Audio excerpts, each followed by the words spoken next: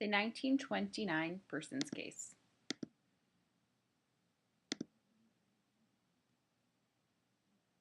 The role of women in the 1920s was still not equal to men. Women still got paid less for some of the same work. Occupations for middle class women were jobs that trained them to be mothers. So anything that would give them a sense of responsibility and something that would give them a better view of what it would like to be a mother, such as nursing, a school teacher, or a journalist. Other women, who were not middle class women, worked in the service industry as store clerks, secretaries, and many worked as factory workers. These women got paid less and had even worked in poor working conditions.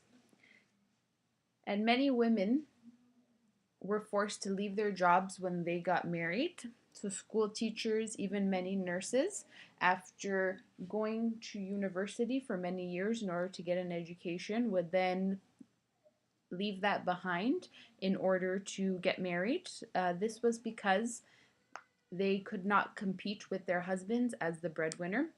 The only women that would keep their jobs after they got married were the women who both parents in the household needed to work. So let's say maybe factory workers. Both the husband and wife would keep their jobs in order to support the family.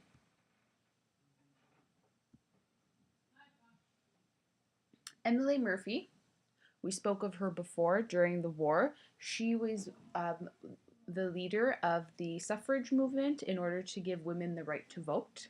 In 1916 in Alberta, she was appointed as a judge, and a lawyer questioned her judgment to do the job because she was a woman. And although women could be appointed as judges, they could not become senators. This was because in the 1867 BNA Act, it stated that only persons could be appointed as a senator or in the Senate, and women did not qualify, according to Prime Minister Borden, as persons.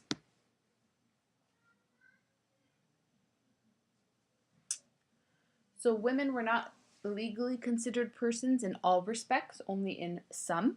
An old British definition of this is women are persons in matters of pains and penalties, but are not persons in matters of rights and privileges.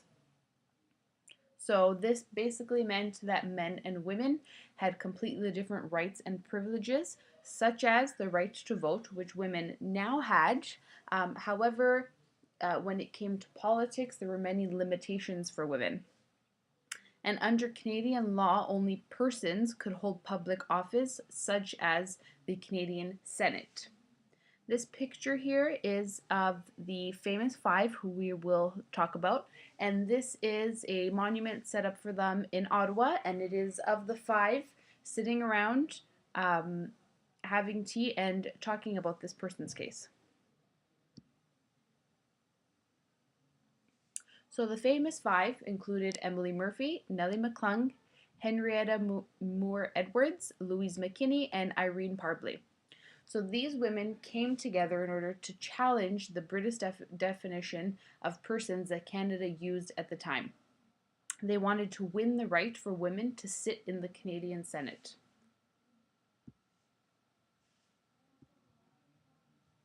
So let's look at a timeline of how this unfolded.